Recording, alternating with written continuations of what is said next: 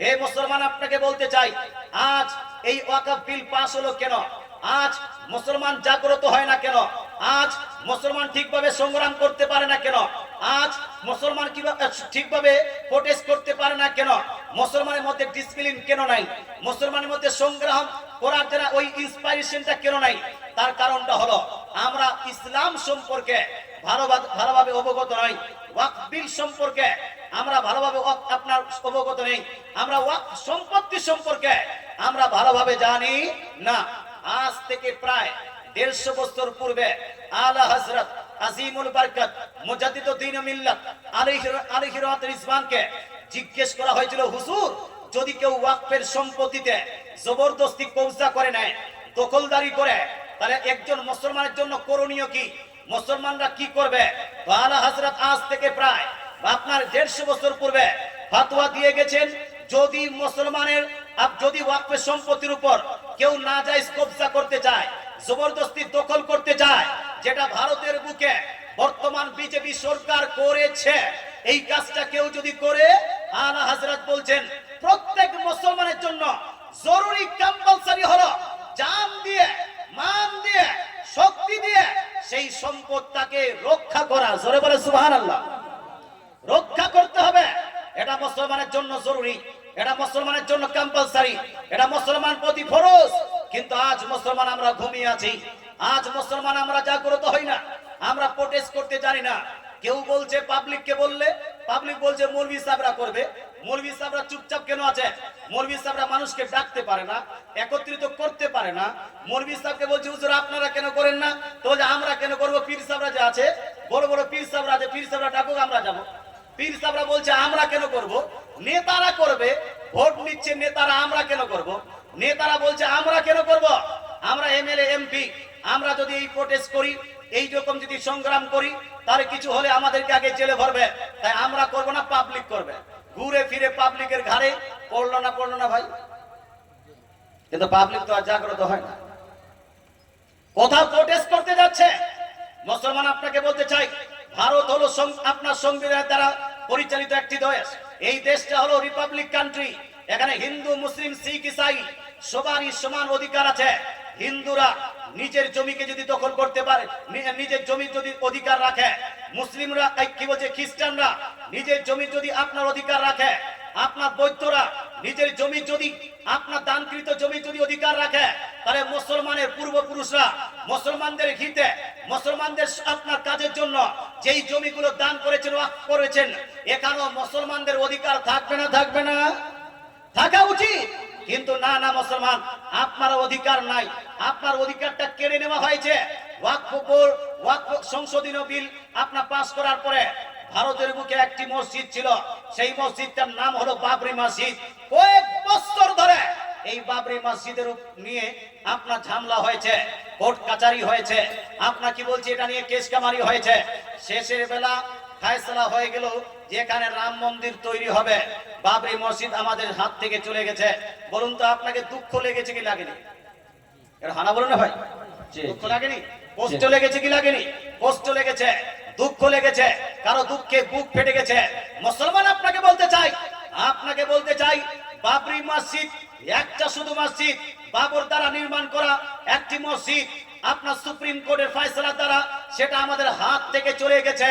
শুনুন, ওয়াকফ বিল, ওয়াকফ সংশোধনী বিল, এই বিল যদি লাগু করে দেওয়া হয়, এই বিলকে যদি বাস্তবায়ন করা হয়, তো এই একটা দুইটা মসজিদ নয়, এই বিলের মাধ্যমে তারা হাজার হাজার মসজিদকে মুসলমানের হাত থেকে কাটতে সক্ষম হয়েছে, হাজার হাজার কবরস্থানকে মুসলমানের হাত থেকে ছিনিয়ে নিতে সক্ষম হয়েছে।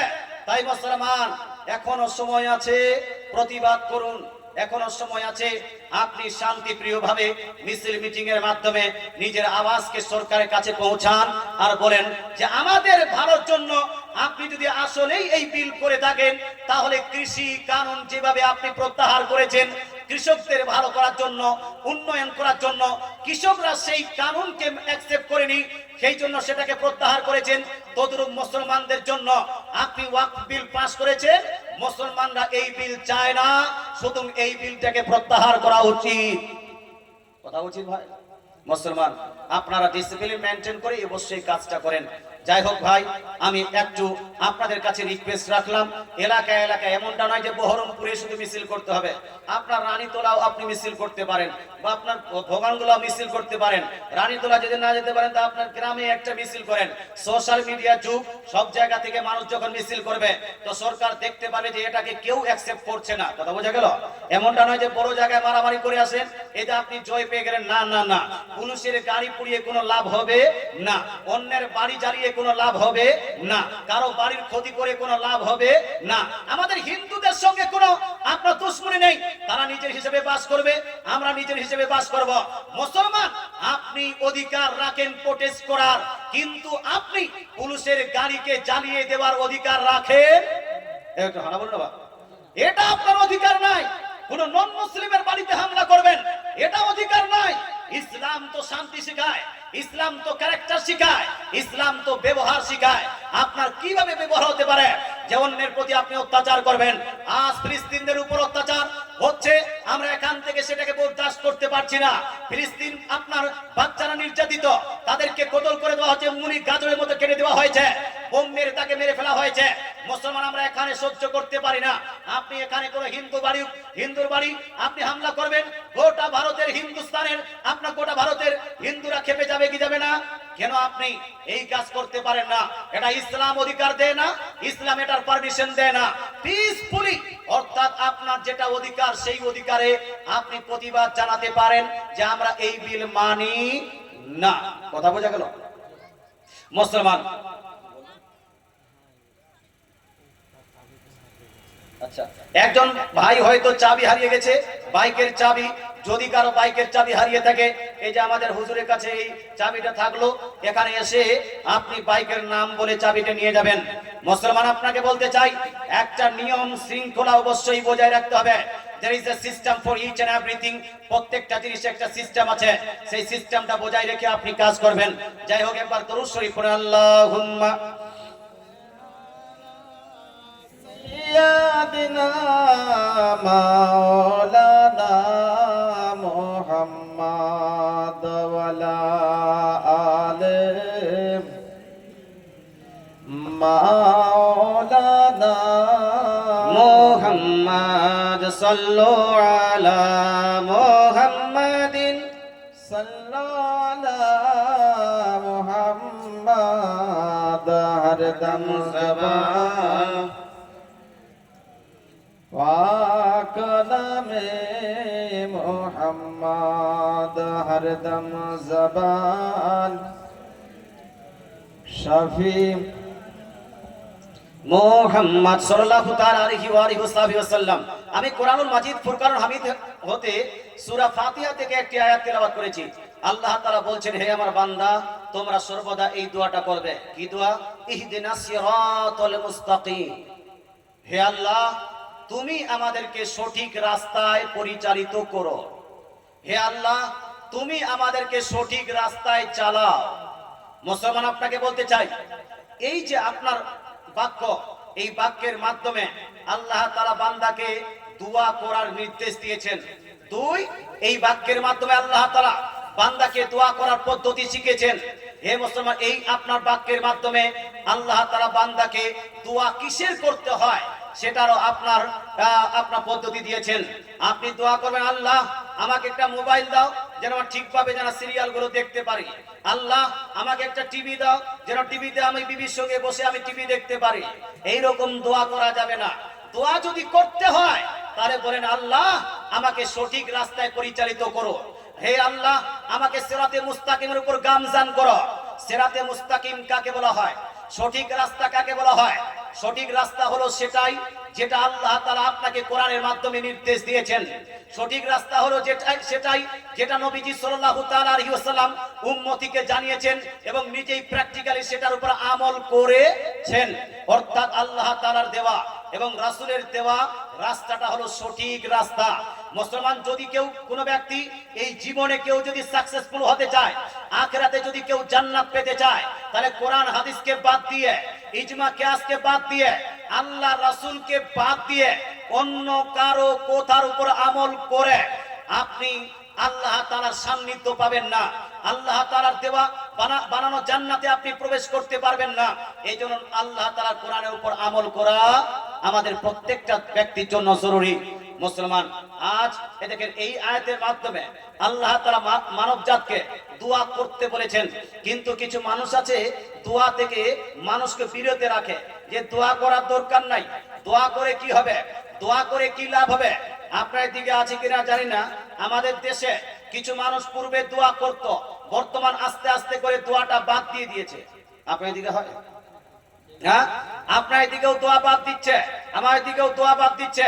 কালকে আমি ইসুর পাড়া নাকি বলছে, এখানে পাশেই ছিলাম, ওখানে বলছে হুজুর আমাদের পাশের গ্রামের আপনার জুম্মার দিনে 2টা আজান হতো, কিন্তু এখন আর 2টা আজান হয় না, একটা আজান হচ্ছে, একটা আজান বাদ দিয়ে দিয়েছে, বলছে একটা আজান দিতে হবে, দ্বিতীয় আজান দেওয়া বিদআত হয়ে যাবে।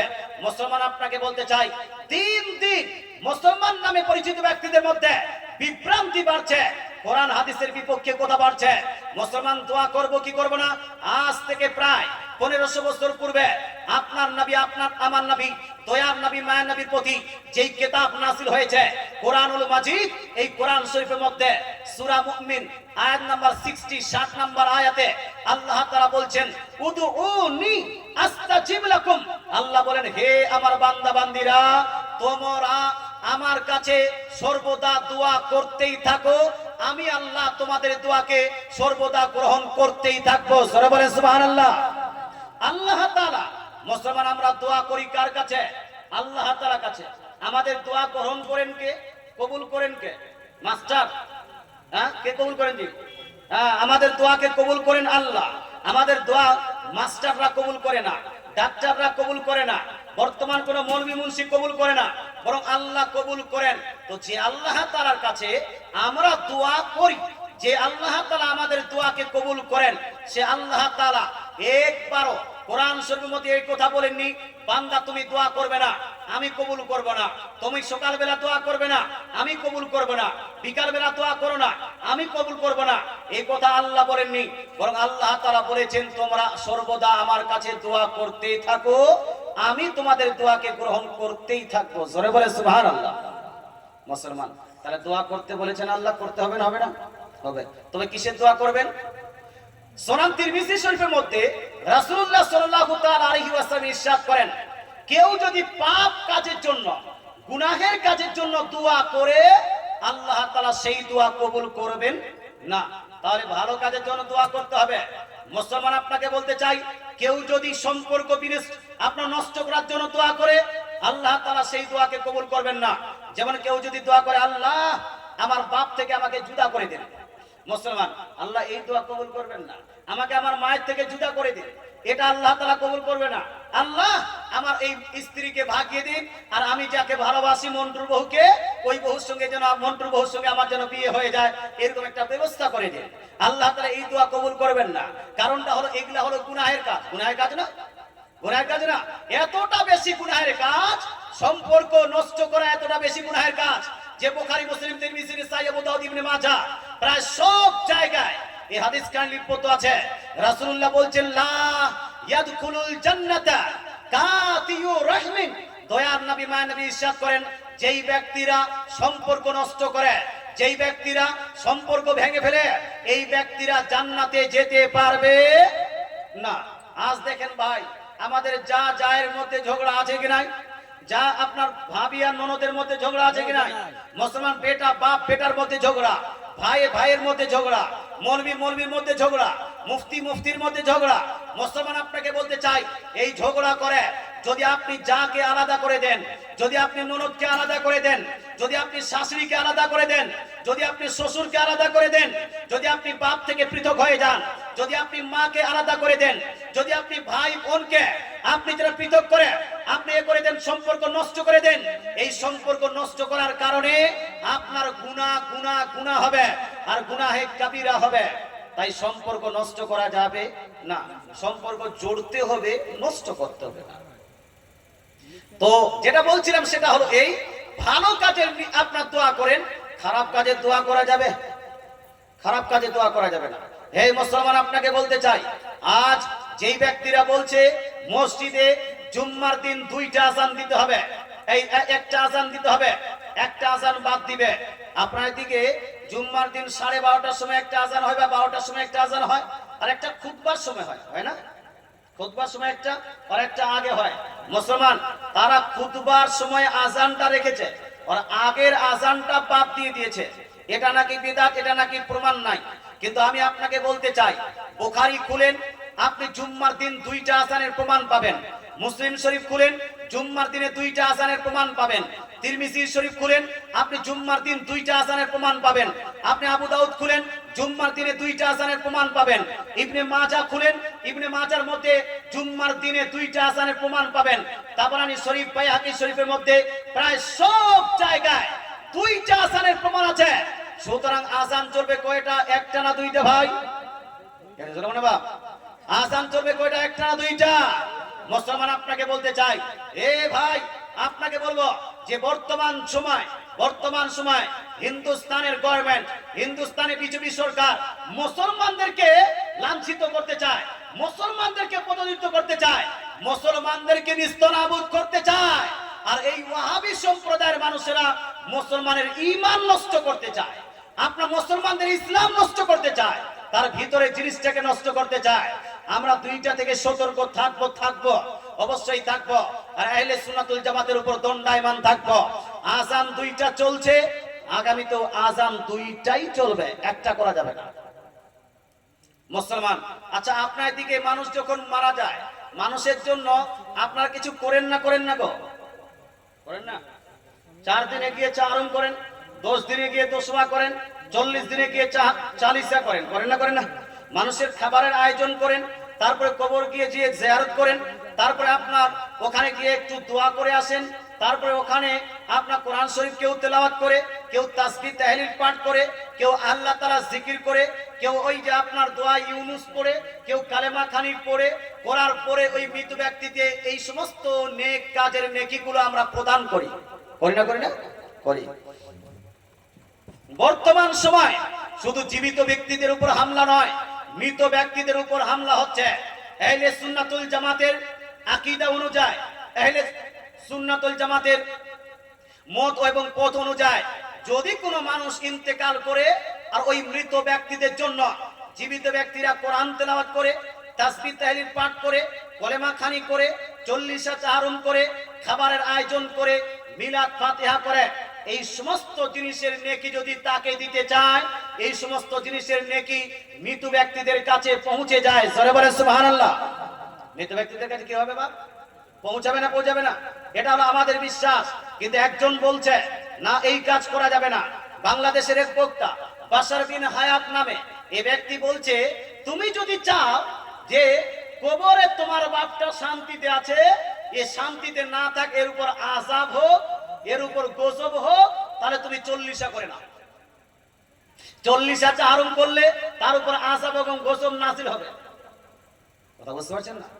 আপনারা 40 তাহরুম কেন করছেন? বাপের কবরে আযাব দেওয়ার জন্য? এটা হানা বলুন ভাই, আযাব দেওয়ার জন্য? কি আযাবটাকে মাফ করার জন্য? এটা আপনার কথা। এই বাংলাদেশে যে কাজী ইব্রাহিম আছে, এও বলছে যদি কেউ 40 তাহরুম তিজা ফাতিহা করে, তাহলে এটা করার কারণে মৃত ব্যক্তিদের উপর আযাব হবে। হে মুসলমান, আপনাকে বলতে চাই, পৃথিবীর ইতিহাসে কোরআন শরীফের মধ্যে অথবা হাদিস শরীফের মধ্যে সহিহ হাদিস হোক, জয়ীফ হাদিস হোক অথবা জাল হাদিস, কোন হাদিসে এই কথা লিপিবদ্ধ নাই যে কেউ যদি মৃত ব্যক্তিদের জন্য 40 তাহরুম করে তাহলে মৃত ব্যক্তিদের উপর আযাব হবে। এই কথা কোথাও পাবেন না। এটা তাদের বানানো কথা, তাদের ইচ্ছাকৃত বানানো কথা, নিজের মন বানানো ভিত্তিহীন কথা। এই কথাকে সাপোর্ট করা যাবে না, বরং উল্টাটা আছে। কি আছে ভাই? উল্টাটা। অর্থাৎ কেউ যদি এই দোয়া খায়ের করে তাহলে নেকি হবে। একটু বলবো না? আপনাদের ঘুম লেগেছে বা? বলবো? যারা শুনতে চান একটু হাত তুলে বলুন তো, ইয়া রাসূলুল্লাহ। মাশাআল্লাহ। মৃত ব্যক্তিদের জন্য করণীয় এবং বর্জনীয় নিয়ে আলোচনা করব, কিন্তু একবার দরুদ শরীফ পড়ুন। আল্লাহুম্মা আলা সাইয়্যিদিনা মাওলানা মুহাম্মদ ওয়া আলা আলি সাইয়্যিদিনা মাওলানা মুহাম্মদ সাল্লাল্লাহু তাআলা আলাইহি ওয়া আলিহি ওয়াসাল্লাম। শুনুন, মৃত ব্যক্তির জন্য কি কি করা যাবে কয়েকটা হাদিস শোনাবো। এই হাদিসটি লিপিবদ্ধ আছে দেওবন্দ থেকে ছাপানো সহিহ মুসলিম শরীফ জিল নাম্বার 2 পেজ নাম্বার 41 এর মধ্যে। হাদিসটি লিপিবদ্ধ আছে মিশকাত শরীফের মধ্যেও এবং অন্যান্য হাদিস গ্রন্থের মধ্যেও। এই হাদিসের মধ্যে আবু হুরায়রা রাদিয়াল্লাহু তাআলা আনহু একজন সাহাবী, তিনি বলছেন আন্না রাজুলান ক্বালা লিন নবী সাল্লাল্লাহু তাআলা আলাইহি ওয়াসাল্লাম, অর্থাৎ একজন সাহাবী এসে নবীজির দরবারে উপস্থিত হলেন। উপস্থিত হয়ে আরজ করলেন, ইয়া রাসূলুল্লাহ ইন্না আবি মাতা, আমার পিতা ইন্তেকাল করে গেছে, আমার বাপ ইন্তেকাল করে গেছে। ওয়ালাম ইউসি, কিন্তু বাপ ইন্তেকাল করার আগে আমাকে কোনো ওসিয়ত করে যাননি যে আমি ইন্তেকাল করছি, আমার ইন্তেকাল হবে, তুমি ইন্তেকাল করার পরে আমার নামে তুমি দান সাদকা খায়রাত করো, এরকম কোনো ওসিয়ত করে যাননি। ইয়া রাসূলুল্লাহ হাবিবাল্লাহ, তারপরও হাল ইউকাফফারু আনহু আন আতাসাদদাকা আনহু, ইয়া রাসূলুল্লাহ হাবিবাল্লাহ, আমি যদি ওই মৃত বাপের জন্য নিজের তরফ থেকে তার জন্য যদি দান এবং খায়রাত করি, দান সাদকা খায়রাত করি, তাহলে এর কারণে আমার মৃত ব্যক্তির, মৃত বাবার গুনাহ মাফ হবে না? হবে না? গুনাহ মাফ হবে না? হবে না? আল্লাহ তাআলা রাসূলকে জিজ্ঞেস করলেন, রাসূলুল্লাহ বলছেন ফাকারা রাসূলুল্লাহ না, রাসূলুল্লাহ বলেন হ্যাঁ হ্যাঁ, তুমি যদি মৃত ব্যক্তির, মৃত বাপের জন্য যদি দান সাদকা খায়রাত করো, এই দান সাদকা খায়রাত করার কারণে তোমার মৃত ব্যক্তির, মৃত বাবার গুনাহ মাফ হয়ে যাবে। জোরে বলে সুবহানাল্লাহ। তাহলে দান সাদকা খায়রাত করলে মৃত ব্যক্তিদের গুনাহ মাফ হয়। কি হয় বাবা? গুনাহ মাফ হয় না গুনাহ হয়? গুনাহ মাফ হয়, এটা রাসূলুল্লাহর হাদিস। এ ভাই আপনাকে বলতে চাই, আজকে যারা যারা দান করেছেন মৃত ব্যক্তিদের নামে, কেউ নিজের বাপের নামে, কেউ নিজের মায়ের নামে, কেউ নিজের শ্বশুরের নামে, কেউ আত্মীয় স্বজনের নামে, যারা যারা দান করেছেন, দানকারীরা তো নেকি পাবেন পাবেন, তোর সঙ্গে যার নামে দান করা হয়েছে তাদের গুনাহ খাতাও মাফ করা হবে। জোরে বলে সুবহানাল্লাহ। আচ্ছা, আরেকটা হাদিস শোনাই। এই হাদিসটি লিপিবদ্ধ আছে সহিহ মুসলিম শরীফ জিল নাম্বার 2 পেজ নাম্বার 41 এর মধ্যে, দেওবন্দের ছাপ। এখানে লিপিবদ্ধ আছে আন্না রাজুলান ক্বালা লিন নবী সাল্লাল্লাহু আলাইহি ওয়াসাল্লাম, একজন ব্যক্তি আবার নবীজির দরবারে উপস্থিত হয়ে আরজ করলেন, ইয়া রাসূলুল্লাহ ইন্না উম্মি উফতুলিতাত নাফসুহা, আমার মায়ের হঠাৎ ইন্তেকাল হয়ে গেছে, হঠাৎ ইন্তেকাল করে হয়েছে। হুজুর, আমি ভাবছি লাউ তাকাল্লামাত তাসাদদাকা, তিনি যদি কথা বলার সুযোগ পেতেন তাহলে হয়তো দান সাদকা খায়রাত করে যেতেন, কিন্তু তিনি দান সাদকা খায়রাত করতে পারেননি। তা সত্ত্বেও আমি যদি তার জন্য দান সাদকা খায়রাত করি আমার মৃত মায়ের জন্য, তাহলে আমার মৃত মায়ের আপনার নেকিতে বৃদ্ধি ঘটবে কি ঘটবে না? রাসূলুল্লাহ বললেন, নাম, অবশ্যই অবশ্যই। তুমি যদি ওই মৃত মায়ের নামে দান করো, সাদকা করো, খায়রাত করো, এই দান সাদকা খায়রাতের যত নেকি, সমস্ত নেকি তোমার মায়ের কাছে পৌঁছিয়ে দেওয়া হবে। জোরে বলে সুবহানাল্লাহ। আচ্ছা, আরেকটা হাদিস শোনাই। আপনাদের নেকি হবে না? হবে না? আপনাদের নেকি হবে না? হবে না?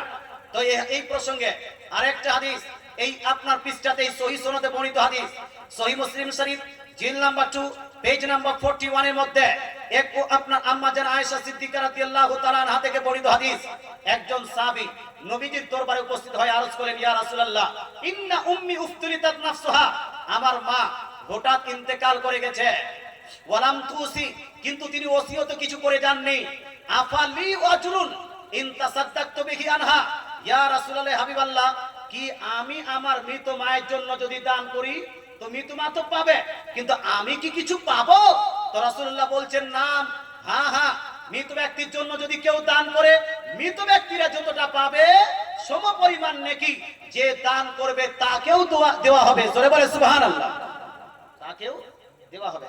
তার মানে হলো এই 1000 টাকা যদি আপনি আপনার মৃত বাপের নামে দান করেন, নেকি পাবে আপনার বাপ কত টাকা? 1000 টাকা। 1000 টাকা পুরো তাকে নেকি দেওয়া হবে। আর আপনি যে দান করেছেন, আপনার দান করার কারণে 1000 টাকার নেকি আপনাকেও দেওয়া হবে। জোরে বলেন না সুবহানাল্লাহ। তো লাভ হলো না লস হলো ভাই? জোরে না, লাভ না লস? আচ্ছা, আরেকটা প্রশ্ন। প্রশ্নটা হলো এই, 1000 টাকা আমি আমার মৃত বাপ এবং মৃত মা দুইজনের নামে দান করলাম। বলেন তো ভাই, ওই মৃত বাপ আর মৃত মায়ের মধ্যে এক একজন কয় টাকার নেকি পাবে? 500 করে নাকি হিসাব সহ 500 করে নেকি পাবে? এটা আপনার ধারণা। এই জন্য তো মানুষ যখন দান করতে আসে তখন বলে, হুজুর আমার বাপের নামে দিলাম, তখন বলে হুজুর আমার মৃত মায়ের নামে দিলাম। একটা লোক এমন পাবেন না যে বলবে হুজুর আমাদের গ্রামে যতগুলো মানুষ মারা গেছে সবারই নামে 1000 টাকা দিলাম। কারণ এটা ভাবছে যদি সবারই নামে দিই তাহলে আমার বাপ তো এই 54 নাকি পাবে না। এই যতগুলো মানুষ মারা গেছে, হ্যাঁ 10-15 হাজার মানুষ মারা গেছে, 1000 টাকা যদি দিই তো 54 তো পাচ্ছে না নাকি ভাই, 10 পয়সা পাবে। এই জন্য গোটা ও আপনার মানুষের জন্য দেয় না। তবে ভাই আপনাকে বলতে চাই আমাদের বুজুর্গানে দিন রিসার্চ করে এই বিষয়ে রিসার্চ করে বলেছেন যদি আপনি 1000 টাকা আপনি আপনার বাবের নামে এবং মায়ের নামে যদি দান করেন, দাদার নামে এবং দাদির নামে যদি দান করেন, 4 জনের জন্য আপনি 1000 টাকা দান করলেন। 1000 টাকা দান করার পরে 250 টাকা করে নেকি পাবে না, বরং এই 4 জনের মধ্যে 4 জনকে আল্লাহ তাআলা 1000 টাকা নেকি ইনাকেও দিবেন, 1000 টাকা নেকি ইনাকেও দিবেন, 1000 টাকা নেকি ইনাকেও দিবেন, ইনাকেও পূর্ণ 1000 টাকার নেকি দিবেন। অর্থাৎ টাকা দিবেন আপনি 1000 আর ইনারা নেকি পাবেন টোটালি 4000 টাকা। জোরে বলে সুবহানাল্লাহ। আর আল্লাহর রহমতের কমি নাই। তাই উদ্দেশ্য দেখছেন না আপনারা মিলাদ করলে আপনি মিলাদ করছেন আর মৌলভী সাহেব নবীজি থেকে শুরু করে নিয়ে দুনিয়ার সমস্ত মুমিন মুমিনাকে নেকি দিয়ে দিচ্ছে। দেখি দেয় না তো মৌলভী সাহেবরা দিচ্ছে কেন? কারণ মৌলভী সাহেবরা জানে যে আমি গোটা দুনিয়ার মুমিন মুমিনাকে যদি নেকি দিই তবুও এই বাড়িওয়ালার কমি হবে, কমি হবে, বাড়িওয়ালার কমি হবে। নেকি যত বাড়বেন তত এটা বাড়বে, জ্ঞান যত বাড়বেন বিতরণ করবেন তত বাড়বে না কমবে। আমি আপনাকে জ্ঞান দিচ্ছি মানে আমাদের জ্ঞানটা শেষ হয়ে যাচ্ছে নাকি? এটা হানা বললে না না মুসলমান, যেভাবে জ্ঞান বিতরণ করলে জ্ঞান বৃদ্ধি পায় তদ্রূপ নেকি বিতরণ করলে নেকি বৃদ্ধি পায় মুসলমান। এই জন্য বলছি যখনই আপনি দান করবেন বেশি বেশি মানুষের নামে দান করার চেষ্টা করবেন যাতে আপনার নেকিটা অনেকগুলো মানুষ পেয়ে যায়। जैसी करनी वैसी भरनी, ऐसी सोशल যেভাবে আপনি করবেন আপনার জন্য করা হবে। আপনি যদি অন্যান্য ব্যক্তির জন্য দান করে যান, অন্যান্য ব্যক্তির জন্য যদি আপনি দান করেন, আপনার পরে অন্যান্য ব্যক্তিরাও আপনার জন্য দান করবেন। কথা বোঝা গেল ভাই? এই জন্য মানুষকে বেশি বেশি মানুষের জন্য দান করা উচিত। এখান থেকে স্পষ্ট ভাষা বোঝা গেল মানুষ মারা গেলে তার জন্য দান সাদকা খায়রাত করলে নেকি হবে না? হবে না? কে নেকি পাবে? দানকারীও নেকি পাবে, যার জন্য দান করা হলো সেও নেকি পেল। হে মুসলমান, আরেকটা হাদিস শোনাই। এই হাদিস লিপিবদ্ধ আছে সো আপনার মিশকাত শরীফ দেওবন্দ থেকে ছাপানো, মিশকাত শরীফ জিলদ নাম্বার 1 পেজ নাম্বার 26 এর মধ্যে সেম হাদিস কান লিপিবদ্ধ আছে। সুনান আবু দাউদ জিলদ নাম্বার 2 পেজ নাম্বার 41 এর মধ্যে সেম হাদিস কানা বাইহাকি শরীফের মধ্যে মুসনাদ আহমদের মধ্যেও লিপিবদ্ধ আছে। রাসূলুল্লাহ সাল্লাল্লাহু তাআলা আলাইহি ওয়াসাল্লাম ইরশাদ করেন ইদা মাতাল ইনসান ইনকাতা আনহু আমালুহু। নবীজি বলছেন মানুষ যখন মরে যায়, মানুষ যখন ইন্তেকাল করে, মানুষ যখন মারা যায় তখন মানুষের আমলটা বন্ধ হয়ে যায়। কি বন্ধ হয়ে যায় বাবা? একটু জোরে বলেন না, কি বন্ধ হয়? একটু জোরে বলতে হবে, কি বন্ধ হয়? আমল বন্ধ হয়। এটা এই জন্য আমি আপনার কাছে বুঝিয়ে নিচ্ছি, কারণ কিছু মানুষ আছে যারা বলে ইদা মাতাল ইনসান ইনকাতা আনহু আমালুহু, মানুষ যখন মারা যায় তার আমল নামা বন্ধ হয়। মুসলমান, রাসূলুল্লাহ আমল নামা বলেননি, এরা নিজের তরফ থেকে বানিয়ে আমল নামা বলে। মুসলমান, রাসূলুল্লাহ বলছেন যখন মানুষ মারা যায় তার আমল বন্ধ হয়। আমল আলাদা, আমল নামা আলাদা। মুসলমান কিভাবে আমল হলো? নামাজ পড়ছেন এটা আমল, রোজা রাখছেন এটা আমল, হজ করছেন এটা আমল, যাকাত দিচ্ছেন এটা আমল, বাপ মার সেবা করছেন এটা আমল, আপনার ছেলে মেয়েকে লালন পালন করছেন এটা আমল, বিবিকে বাচ্চাকে আপনি আপনার পরওয়ারিশ করছেন এটা হলো আপনার আমল। আর এই কাজগুলোতে যেইগুলো আপনি নেকি পাচ্ছেন, গুনাহ নেকি বা গুনাহ পাচ্ছেন, সেটা যেই জায়গায় লিপিবদ্ধ করা হচ্ছে সেই জায়গাটার নাম কি? নামায়ে আমল। যেই রেজিস্টারে লিপিবদ্ধ করা হচ্ছে ওই রেজিস্টার, ওই খাতাটার নাম হলো নামায়ে আমল। কথা বুঝতে পারছেন বাপ? মুসলমান, তা আমার নবী ইরশাদ করেন মানুষ যখন মারা যায় মানুষের আমল বন্ধ হয় না নামায়ে আমল বন্ধ হয় বাপ? কি বন্ধ হয়? আমল বন্ধ হয়। তার মানে হলো এই, after your death you can't offer সালাত, After your death, you cannot offer Hajj. After your death, you cannot give the charity. আপনার ইন্তেকালের পরে আপনি নামাজ পড়তে পারবেন না, রোজা রাখতে পারবেন না, হজ করতে পারবেন না, যাকাত দিতে পারবেন না। নামাজ ইন্তেকাল করার পরে যদি আপনি কবরে গিয়ে লা ইলাহা ইল্লাল্লাহ পাঠ করেন, আপনার কোনো লাভ হবে না। কোন নন মুসলিম ইন্তেকাল করার পরে, ও মুসলিম ইন্তেকাল করার পরে, হিন্দু ভাই ইন্তেকাল করার পরে যদি ফেরেশতাদেরকে দেখে লা ইলাহা ইল্লাল্লাহ মুহাম্মাদুর রাসূলুল্লাহ বলে, তার ঈমান গ্রহণযোগ্য হবে? হবে? ইন্তেকালের পরে গ্রহণযোগ্য হবে না, কারণ এটা হলো আমল, এটা ইন্তেকাল করা মাত্রই এটা সমাপ্ত হয়ে গেছে।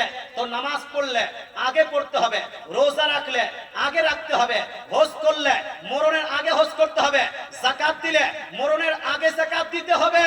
মরণের পরে এগুলোর সুযোগ পাওয়া যাবে ভাই? যাবে না মুসলমান। তো রাসূলুল্লাহ বলছেন আমল ক্লোজ, আমল নামা বন্ধ না, বন্ধ নয়। রাসূলুল্লাহ বলছেন না, আমল নামা বন্ধ হবে না, ইল্লা মিন সালাসা, তিনটি কাজের মাধ্যমে আপনার আমল নামা চলতে থাকবে। জোরে বলে সুবহানাল্লাহ। তিনটি কাজের মাধ্যমে আপনার আমল নামা চলতে থাকবে। কি কি কাজ? রাসূলুল্লাহ বলছেন একটা হলো কি সাদকাতুন জারিয়া, একটা হলো আপনার কন্টিনিউয়াসলি সাদকা ডোনেশন, এই দান, যেই দান সাদকা খায়রাত করছেন এটার নেকি মৃত ব্যক্তিরা পেয়ে যাবে ইন্তেকাল করার পরে। দুই, আও ইলমিন ইউনতাফাউ বিহি, বা মানুষ যদি ইন্তেকাল করার পরে জ্ঞান বিতরণ করে, লাভজনক জ্ঞান, তাহলে লাভজনক জ্ঞান বিতরণ করার কারণে তার নেকিটাও ইন্তেকাল করার পরে পেয়ে যাবে। এই লাভজনক জ্ঞান মানুষকে দেওয়ার জন্য আমরা 40 করে একজন আলিমকে ডেকে সেখানে বক্তৃতা করাই, একজন মুফতি সাহেবকে ডেকে একটা মেহফিল করিয়ে নি, যাতে সেখানে ইসলামিক জ্ঞান বিতরণ করা হয় আর তার নেকিটা মৃত ব্যক্তিরা পেয়ে যায়। 3 নাম্বার, রাসূলুল্লাহ সাল্লাল্লাহু তাআলা আলাইহি ওয়াসাল্লাম ইরশাদ করেন, অথবা কোন মানুষ ইন্তেকাল করার আগে তার নেক সন্তানরা যদি তার ইন্তেকাল করার পরে তার জন্য দোয়া খায়ের করে, এই দোয়া খায়ের নেকি মৃত ব্যক্তির কাছে আপনার পৌঁছে যায়। জোরে বলে সুবহানাল্লাহ। তিনটি কাজের মাধ্যমে নেকি পৌঁছাতেই থাকলো, তাহলে আমল নামা তো বন্ধ হলো না। মুসলমান আপনাকে বলতে চাই, মৃত ব্যক্তির জন্য এখান থেকে তিনটি জিনিস প্রমাণ হলো। এক, দান সাদকা খায়রাত করা। দুই, মৃত ব্যক্তির নামে 40 চারমের মেহফিল করা, এটা হলো আপনার নেকির কাজ। তিন, মৃত ব্যক্তির জন্য আপনি দোয়া করবেন, মৃত ব্যক্তির জন্য দোয়া করলে তার দোয়াটা পৌঁছে যাবে।